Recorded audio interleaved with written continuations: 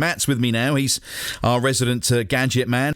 And Matt, do you binge yourself? Oh, I do. Yeah, I think it's a fabulous way of watching TV series and things like that. In fact, I got into Breaking Bad very, very late into the series, so I was able to sit there for hours and hours, days, binge watching the series, bringing me right up to date. So, and things like Netflix and those kind of services they have, when the episode finishes, it automatically starts the next episode. It's almost encouraging you to carry on watching it sort of indefinitely. But yeah, I've used them on many. In fact, iPlayer, BBC iPlayer, have in the past they've had series start broadcasting, and they've put the entire series onto iPlayer at the beginning of the series, so you can sit there and binge your way through it in one go. So I suspect that's what will happen in the future. The DG has already said, the DG has said, look, we need to have perhaps more of a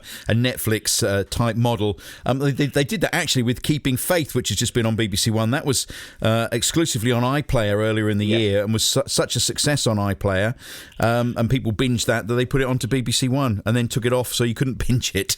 Yeah. But don't you want to wait till the following week to find out, and you can go to work and you can do what we're doing with Bodyguard at the moment. You can talk about all of the various characters. Don't you miss all that? I think there is obviously that with when I was watching Breaking Bad, it was simply because I'd missed 4 series of it before I'd realised it was so good. But when it did get to series 5, I was then having to wait, and you get a text message through, or an email message through from Netflix saying it's just dropped. It's just the next episode is live. So there's all this encouragement and excitement.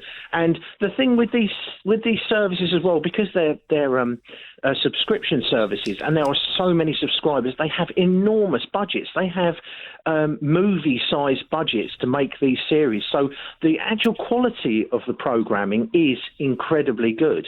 I got very much into the Marvel series, such as Luke Cage and Iron Fist, and they're all intermingled as well. So you're binge watching Luke Cage, and then you have to go to Defenders because the storylines continued on there, and then back to Jessica Jones and all of these things. So it's very cleverly put together, but the quality of the material is very, very high. But you're talking about American-made TV shows there in the main, and I've got Netflix at home, and I flick through that, and yes, you can find some British series, but they're ones that have been on our television screens, in some cases, quite some time ago. So it's a lot of American drama that you're watching. You're not watching good homegrown stuff.